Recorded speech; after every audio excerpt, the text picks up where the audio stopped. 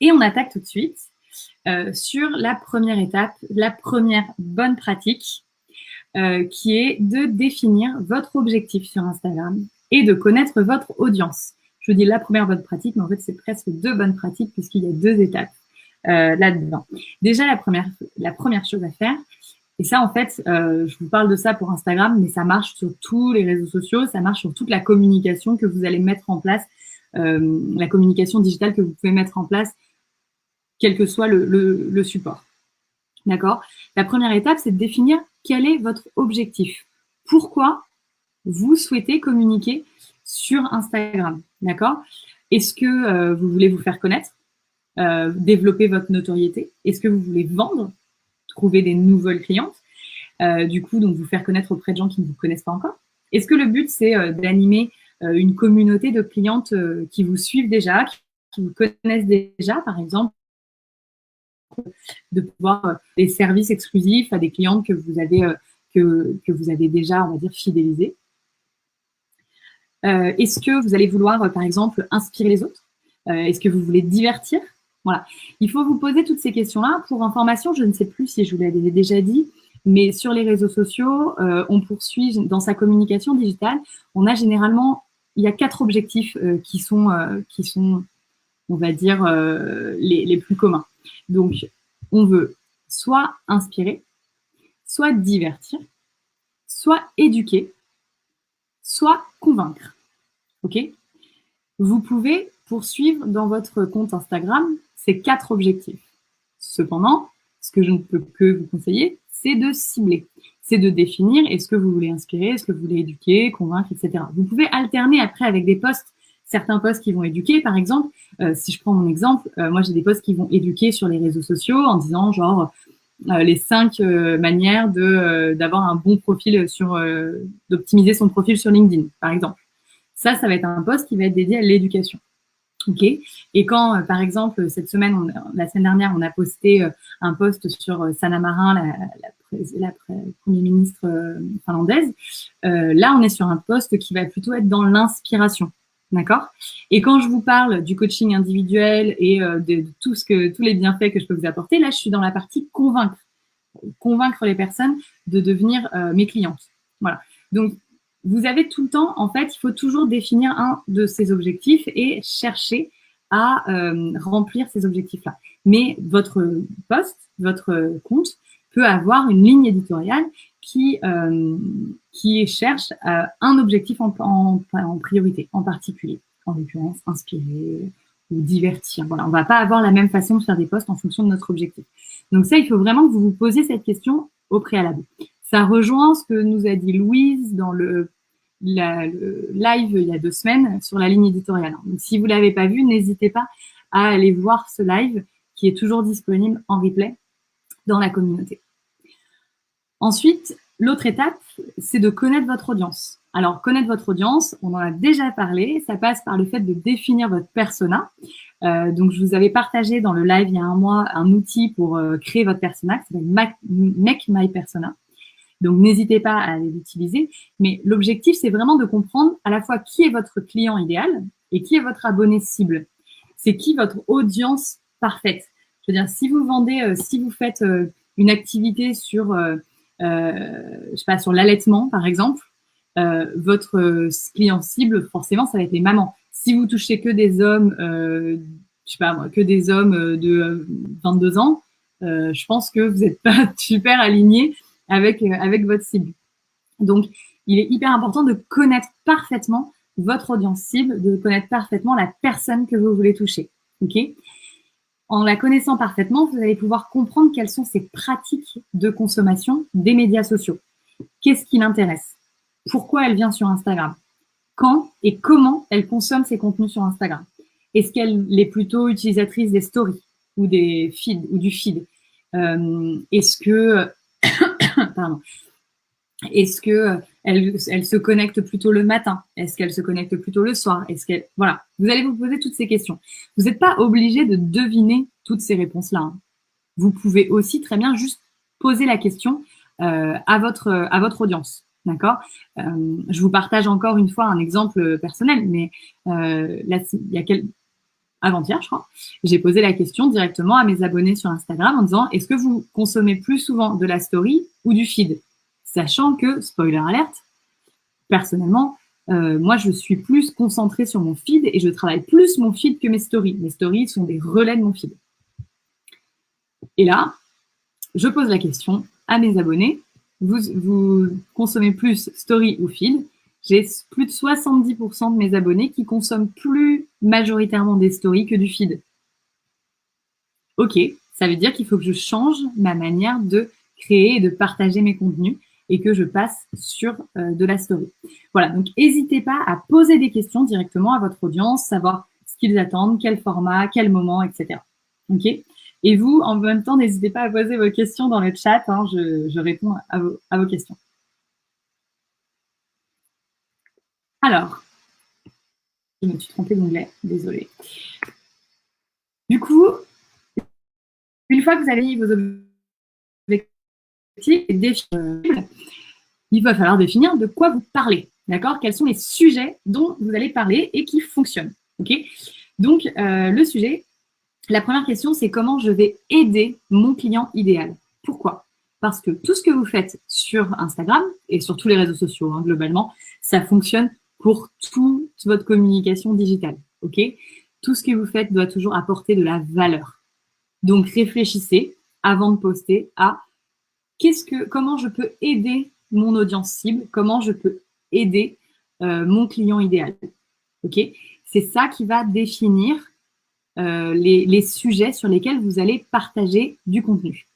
Ok, ça c'est hyper important. Si vous faites seulement si vous êtes seulement en train de parler de vous, de ce que vous faites, etc., c'est génial, hein, super. Mais globalement, au début, sans être trop méchante, tout le monde s'en fout. Ce que peuvent avoir, ce que souhaitent avoir les gens, c'est de la valeur. Ils veulent que vous leur apportiez de la valeur. Et c'est à cette condition-là seulement que les personnes vont vous suivre et vont commencer à parler de vous et à s'engager dans votre communauté. Ok. La deuxième étape à ce sujet-là, c'est de ne pas commencer, c'est ce que je vous ai dit, par parler de vous. Au début, on est tenté de commencer tout de suite à parler de nous, de présenter, qu'est-ce qu'on fait, etc. Mauvaise idée, ok? Au début, commencez par créer de la valeur, partager des bonnes pratiques, partager des informations, inspirer les gens, divertissez, éduquez, faites ce que vous voulez, mais donnez de la valeur et globalement, parlez de vous. Ce n'est pas apporter de la valeur aux autres au début, ok? Donc, commencez par parler de votre environnement, de votre univers. C'est comme ça que vous allez développer votre histoire de marque aussi. Alors, je réponds à vos questions en même temps. Je termine juste un truc. Ne commencez pas par parler de vous au début, mais au fur et à mesure, peu à peu, les gens en fait vont vouloir connaître qui est derrière la marque, qui est derrière ce compte. Les gens vont commencer à être curieux. Et là, ça va être le moment de commencer à raconter votre histoire, de mettre votre visage pour pouvoir passer dans l'étape 2, on va dire, qui va être celle d'incarner votre marque. Alors, je réponds à vos questions. Comment j'ai posé la question à ma communauté? Alors, vu que c'était un sondage, j'ai effectivement posé la question en story, ce qui met le point sur le fait que, du coup, mes résultats peuvent être biaisés. C'est tout à fait possible. Mais du coup, je vais aussi, je pense, la poser directement dans la communauté des épaulettes, puisque vous êtes aussi souvent mon audience cible. Donc, c'est intéressant de connaître vos usages aussi. Effectivement, Mimi, aujourd'hui, les gens consomment de l'instantané, ne lisent plus tellement. C'est possible, mais en fait, vraiment, tu as les deux choses parce qu'au final, tu vois aussi que les posts s'allongent beaucoup. Oula, il faut que j'aille plus vite, moi je parle trop. Peut-on définir son persona quand on vient d'ouvrir le compte et qu'on a 30 abonnés? Christine, oui, tout à fait. Tu peux définir ton persona. Tu peux même définir ton persona avant d'ouvrir ton compte et c'est même tout à fait recommandé. Le but, c'est de savoir à qui tu vas parler. Et après, tu peux même trouver ces personnes dans ton entourage. Tu peux trouver ces personnes. Tu as sûrement des gens qui correspondent à ce persona. Et donc, du coup, tu peux directement après aller les questionner. Et donc, tu en sauras plus. Tu n'as pas besoin de passer par les réseaux sociaux. Marion, le storytelling est quand même impactant. Après, effectivement, ne pas parler que de nous, mais mettre en avant les valeurs. Tout à fait. Alors, Ça rejoint Solène qui pose la question, pas juste un premier post pour se présenter. Oui, tout à fait. Vous pouvez tout à fait présenter votre histoire, présenter qui vous êtes, etc. Mais il faut que ça apporte quelque chose à votre univers, à l'inspiration, à votre marque.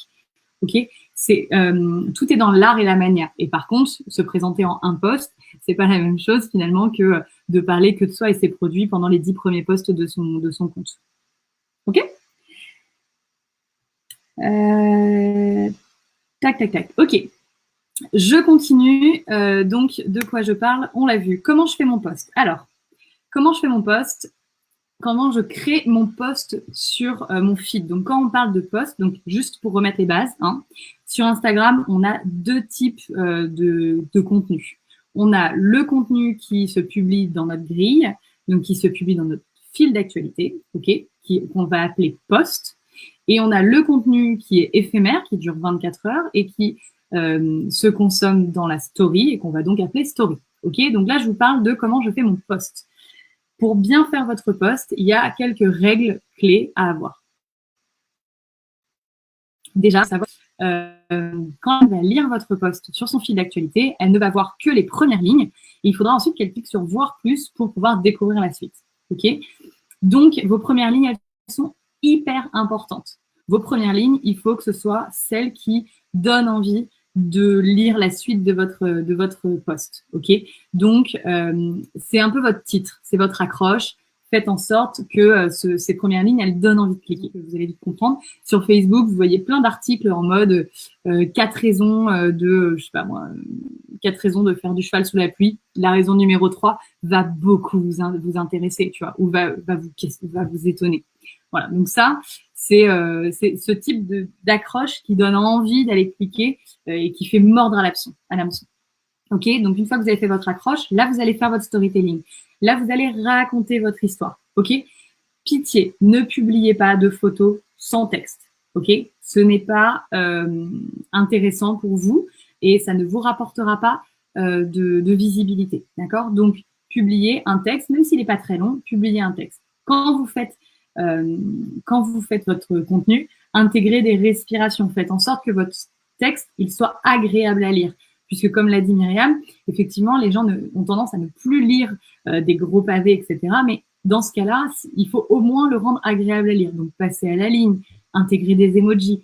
Faites en sorte que écrivez en français. Pas de faute d'orthographe. On évite de faire au maximum des fautes d'orthographe. On évite d'écrire en langage SMS. On essaye de faire en sorte que notre texte il soit structuré, agréable à lire, professionnel. Ok ?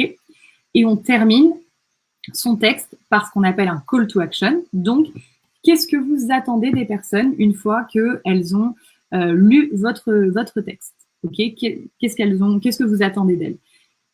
C'est vous qui allez lancer l'interaction, d'accord? Donc, posez une question, soyez direct. Qu'est-ce que vous en pensez? Par exemple, moi, je publie en début de mois les objectifs du mois. Je publie mes objectifs. Je termine par un call to action. Quels sont vos objectifs? Venez me dire en commentaire vos objectifs du mois. Ok, c'est hyper important. On va le voir après si on a le temps. Mais c'est hyper important d'intégrer un call to action parce que il faut que les gens puissent réagir. Il faut que les gens réagissent pour que votre contenu soit engageant. Et enfin, on termine par les hashtags. Donc les hashtags, je vous conseille d'en mettre. C'est toujours une grande question les hashtags. Les hashtags, vous pouvez en mettre jusqu'à 30 dans votre contenu. Cependant, je vous recommande pas d'en mettre 30. D'accord? Pourquoi? Parce que plus vous allez en mettre, plus Instagram va estimer que vous cherchez à apparaître à tout prix sur tous les sujets et donc va vous définir un peu comme un spammer. Donc vous allez finalement baisser en visibilité. Donc ce que je vous recommande, c'est d'utiliser entre 10 et 15 hashtags maximum et de ne pas les faire n'importe comment. C'est-à-dire que ce qu'il faut, c'est étudier à l'avance les hashtags que vous allez utiliser. Il faut aller vous-même taper les mots-clés, regarder les hashtags et choisir des groupes de hashtags et faire des groupes de hashtags. En fait, vous pouvez même les faire. Hein. Moi, je les ai dans un tableau Excel. J'ai toutes mes thématiques avec tous les groupes de hashtags qui vont bien. Donc, je vais avoir des hashtags à plus de 1 million de portée, des hashtags entre 500 000 et 1 million, des hashtags entre 100 000 et 500 000, et puis après des hashtags à moins de 100 000. Et donc, je fais mes groupes comme ça. Et ensuite, quand je fais mon post, je vais répartir et donc je vais mettre 3 hashtags avec une énorme portée. Je vais mettre 3 hashtags avec une portée bonne mais middle, on va dire. Et par exemple, 3 hashtags très spécifiques, genre hashtag les épaulettes. Je pense qu'aujourd'hui, il n'y a que moi qui l'utilise, ou hashtag entreprendre au féminin, qui sont les plus petits hashtags, entreprendre à Marseille aussi, par exemple, ou coaching digital. Voilà. Donc, le but, c'est aussi de répartir vos hashtags. Alors, j'ai toujours lu qu'il fallait limiter les hashtags. La plupart du temps, on dit 8. Cependant, en testant mes photos avec le max de hashtags fonctionne mieux. Les mystères de l'algorithme. Oui, alors, de toute façon, il y a toujours des mystères dans l'algorithme. Donc, vous verrez, il y a des nouvelles choses. Mais plus votre hashtag il va être énorme, plus vous allez être noyé dans la masse. Ok. Donc, c'est important d'avoir vraiment différents niveaux de hashtags. Moi, j'estime que voilà, jusqu'à 15 hashtags, c'est pas mal. Ça vous permet de pas non plus complètement votre. Où trouves-tu l'info sur leur portée? Tout simplement, tu recherches ton hashtag dans Instagram et tu vas voir que c'est un hashtag, il y a 1 million de publications sur ce hashtag-là. Voilà, donc ça, c'est ton nombre, c'est ta portée de ce hashtag. OK.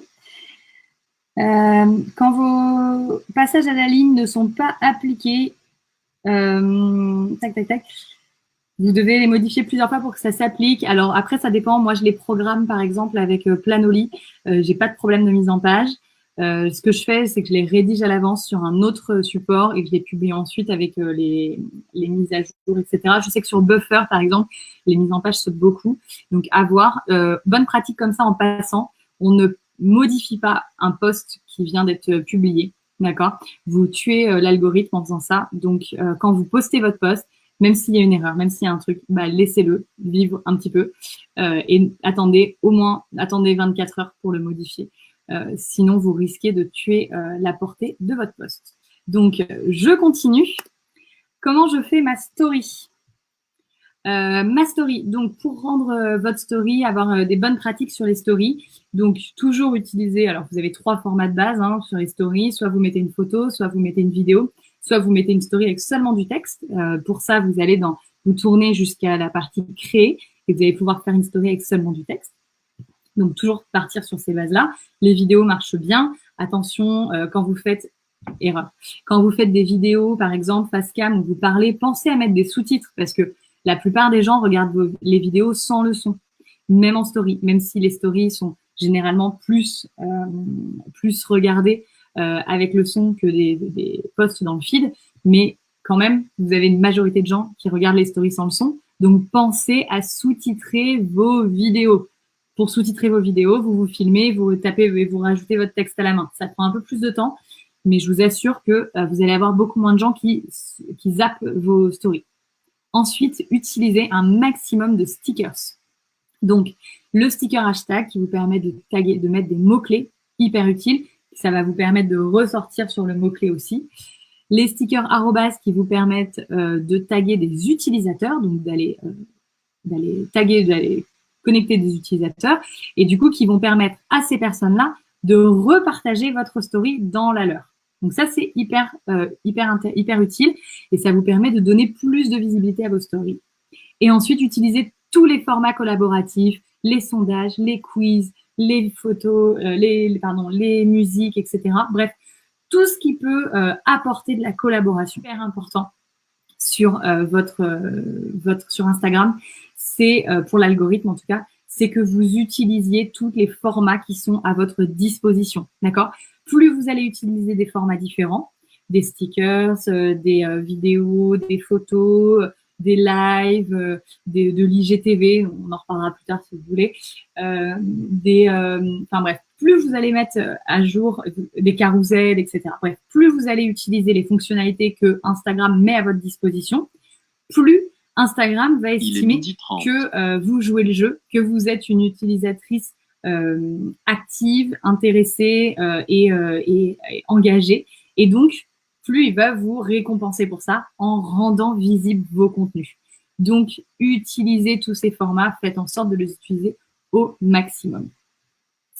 Il est 12h30, c'est normalement la fin du live. Je vous fais 2 minutes, si vous avez encore le temps avant d'aller manger, sur cette partie-là qui est hyper importante. Ça passe par les bonnes pratiques, elles passent par vos publications, donc dans les posts, dans les stories, mais elles passent aussi par votre activité sur la plateforme. Ok, c'est super important. Donc, c'est un réseau social. Donc, il faut jouer le jeu du social. Ok, il faut absolument que vous soyez active et pas seulement je crée du contenu et j'envoie. Il faut que vous soyez pas dans une logique 100% descendante où vous créez du contenu et vous voulez que les gens absolument regardent votre contenu, trouvent ça génial, like et commentent et s'engagent.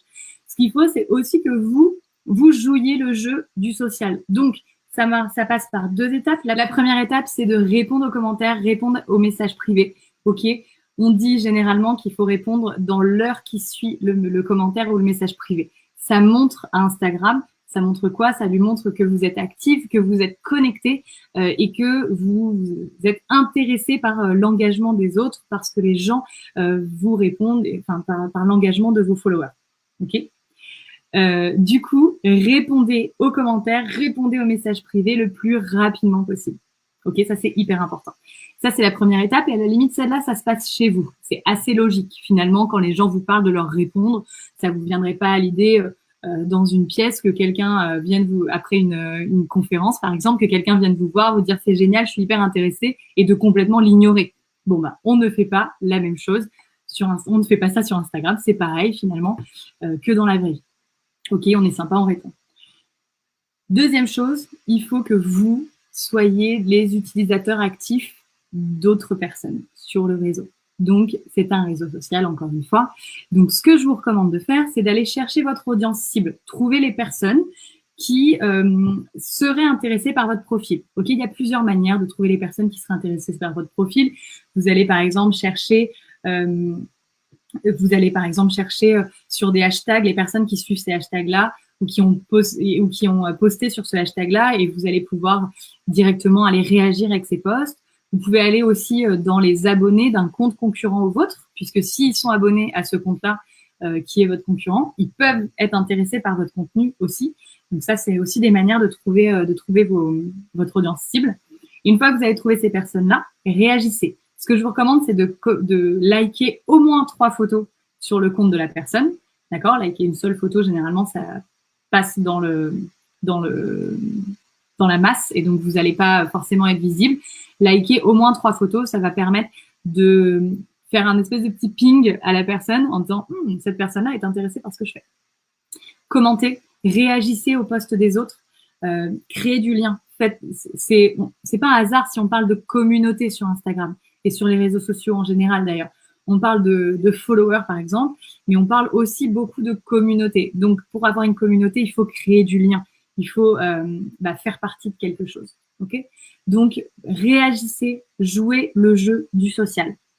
Parfois on peut juste liker les commentaires quand il ne sert à rien de répondre à tous. Tu peux liker les commentaires, c'est clairement, ça sert pas à grand chose sur ton algorithme a priori. Cependant, moi, ce que je fais, c'est que, par exemple, quelqu'un qui me laisse un commentaire avec seulement des emojis, je lui réponds de la même manière. Je lui réponds avec seulement des emojis. Au moins, j'ai fait le taf de lui répondre. Je l'ai pas laissé dans le flou, mais je suis pas non plus allée inventer du contenu pour du contenu. Ok? Et ensuite, dernière slide. Ça fait plaisir à l'algorithme. C'est hyper important si vous voulez être visible sur Instagram, d'accord? C'est de jouer le jeu de l'algorithme et pas que le jeu du social. Donc, comment on joue le jeu de l'algorithme? Je vous l'ai dit. Alors, on publie avec régularité. Clairement, ce n'est pas la peine de publier tous les jours pendant 2 semaines pour ensuite ne plus en pouvoir, ne plus avoir le temps et abandonner Instagram pendant 1 mois. Ok? C'est le conseil que je donne à toutes mes clientes, mais choisissez-vous quelque chose qui est réaliste, un nombre de posts réaliste. Dites-vous que voilà, peut-être que vous allez commencer avec 2 posts par semaine. Soit, pas de problème, mais choisissez un nombre de posts réalistes. Définissez, vous postez par exemple, je sais pas moi, le mardi matin et le jeudi matin, parce que vous avez vu que votre communauté, c'est les moments où ils sont connectés, où ils sont disponibles. Donc, vous postez ces 2 jours-là à la même heure ou à des heures différentes, peu importe. Mais vous êtes régulier, vous postez toutes les semaines, 2 fois par semaine. Ok, ça c'est hyper important, c'est la règle numéro 1 de l'algorithme, on va dire. Ensuite, il est important d'optimiser votre bio. Je vois encore beaucoup de bio, même sur des comptes professionnels, qui ne sont pas optimisés, où il va y avoir juste quelques mots, etc. C'est pas le moment d'être créatif, c'est pas le moment d'utiliser des typos, des trucs et tout. Déjà, pour la première raison, c'est que c'est pas accessible pour les personnes malvoyantes. Donc, on pense inclusivité, inclusion, je sais pas. Bref, on pense inclusion et donc on fait des choses simples. Et votre bio, elle doit être simple, claire et utiliser les mots-clés sur lesquels vous voulez être trouvé. Ok, vous n'êtes pas obligé d'utiliser des hashtags, vous pouvez juste utiliser des mots-clés. Mais voilà, soyez simple, clair et précise, mais utilisez votre espace de bio. Ok. Ensuite, utilisez donc toutes les fonctionnalités disponibles, c'est ce que je vous ai dit, donc ça c'est aussi hyper important. Et utiliser les hashtags, c'est exactement, on en a parlé juste avant. Je vous dis un grand merci, je vous souhaite une bonne journée et je suis à votre disposition. Si vous avez des questions, n'hésitez pas à m'écrire, soit dans la communauté, posez vos questions. On est plusieurs personnes à être spécialisées sur le digital, donc n'hésitez pas à poser vos questions directement dans la communauté. Hein. Il n'y a pas que moi qui ai de l'information. Et sinon, vous pouvez aussi m'écrire directement en message privé. Vu que je joue le jeu du social, je réponds à tous mes messages privés le plus rapidement possible. Voilà. Merci, bonne journée à toutes et à très très bientôt. Bye.